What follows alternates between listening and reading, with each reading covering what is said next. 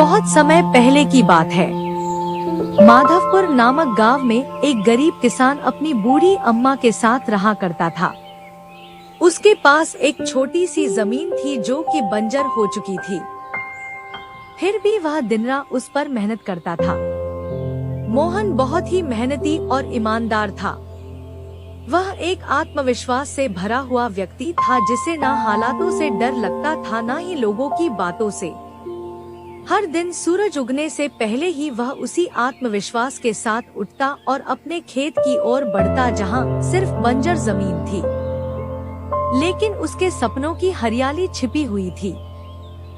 उसे यकीन था कि एक दिन उसकी मिट्टी उसे जरूर जवाब देगी, सोने जैसी फसल बनकर। ओ बेटा मोहन, तेरे लिए मैंने जमींदार से बात कर ली है। वो तुझे अपने पास काम पर रख लेंगे। तू भी जाकर उनसे एक बार बात कर ले बेटा। अब हमारे बस की बात नहीं रही। कम से कम वहां रहकर तू अपना गुजारा तो कर पाएगा। मुझे तेरा बहुत ख्याल है मोहन, इसलिए यह कदम उठाया। जाकर बात कर ले, सब ठीक हो जाएगा।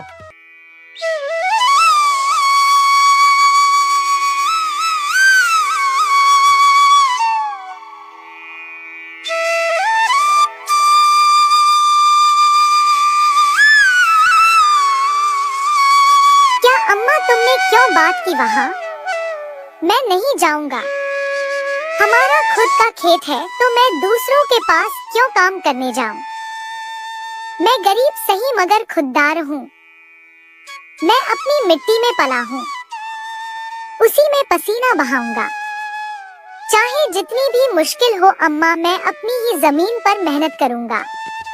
किसी और की नौकरी नहीं करूंगा। अरे मोहन, उस बंजर जमीन में क्या उगाएगा तू? वो जमीन अब बिल्कुल बेकार हो गई है बेटा। ना उसमें नमी बची है ना जान। तू अपनी जिंदगी यूं ही जाया कर देगा। उस जमीन को संवारते संवारते मैं जानती हूँ तेरा हौसला बड़ा है, पर बेटा हौसले से पेट नहीं भरता। तू मेरी बात मान ले। वो जमींदार कम से कम तुझे रोज की रोटी तो देगा। अपनी जिद छोड़ दे बेटा।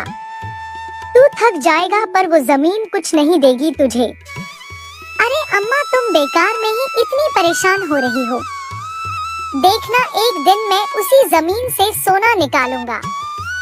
यह जमीन ही हमारी सबसे बड़ी ताकत बनेगी। मोहन खेत में काम कर ही रहा था कि तभी वहाँ पर एक आदमी आकर बोला, अरे मोहन भैया, आपको भी मानना पड़ेगा।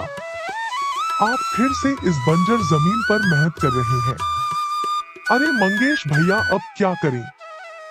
जमीन हमसे ज्यादा मेहनत करवा रही है, पर क्या करें? धरती तो माँ समान होती है, जैसा वह चाहे वैसा ही करना पड़ता है। कभी सख्त हो जाती है, कभी चुपचाप सब सह लेती है, कभी बीज को छुपा लेती है तो कभी उसे जीवन दे देती है। हम तो बस उसके बच्चे हैं जो उसके हर रंग को अपनाना जानते हैं। थक तो जाते हैं भैया, पर जब मिट्टी की खुशबू आती है ना तो सारी थकान उतर जाती है। उम्मीद है यह माँ हमें खाली हाथ नहीं लौटाएगी। बस थोड़ा और सब्र, थोड़ा और विश्वास। आप जैसा मूर्ख तो मैंने आज तक नहीं देखा भैया। क्या सोचते हो आप? दुनिया कहां से कहां पहुंच गई और आप अब भी उसी बंजर जमीन से उम्मीद लगाए बैठे हैं। मोहन के पास उस आदमी की बातों का कोई जवाब नहीं था। वह वहां से अपने घर चला जाता है। जब दोपहर को मोहन थक हार कर घर पहुंचता है तो देखता है कि माँ बुझे हुए चूल्हे के पास चुपचाप बैठी है। क्या हुआ अम्मा? तुम ऐसे क्यों बैठी हो? खाना क्यों नहीं बनाया? क्या बात है? बेटा, चूल्हा जलाने के लिए लकड़ियाँ नहीं है, इसीलिए चूल्हा कैसे जलेगा? बस इतनी सी बात है अम्मा। मैं अभी जाकर ले आता हूँ लकड़ियाँ। मोहन लकड़ियाँ लाने जंगल चला